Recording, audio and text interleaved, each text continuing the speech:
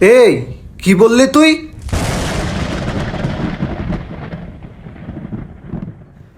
এই, আমি সারাদিন বাইরে কষ্ট করি, তোরে কিছু বলি না।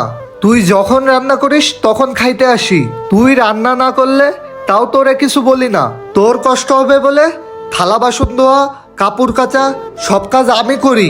যদি কোনোদিন তুই রান্না না করিস তাহলে আমি হোটেলতে পর্যন্ত খাবার কিনে আনি, আর তুই আমার পানিটুকু এনে দিতে পারবি না। এই, তোর মতো বউ আমার দরকার নেই, যা বেরো আমার সংসার থেকে। কি তুই আমার গায়ে হাত তুললি? লাগবে না তোর মতো স্বামী আমার। আমি তো সংসারে চাকরানি হতে আসিনি, থাকবো না তোর সংসারে আমি।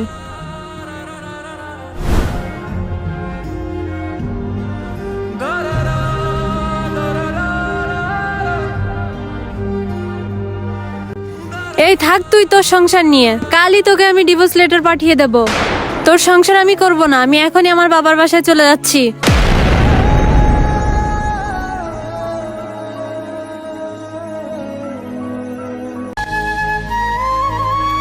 আমি আমার প্রত্যেকটা বোনদেরকেই বলছি, অযথা স্বামীর সাথে ঝামেলা করে স্বামীকে ডিভোর্স দিবেন না।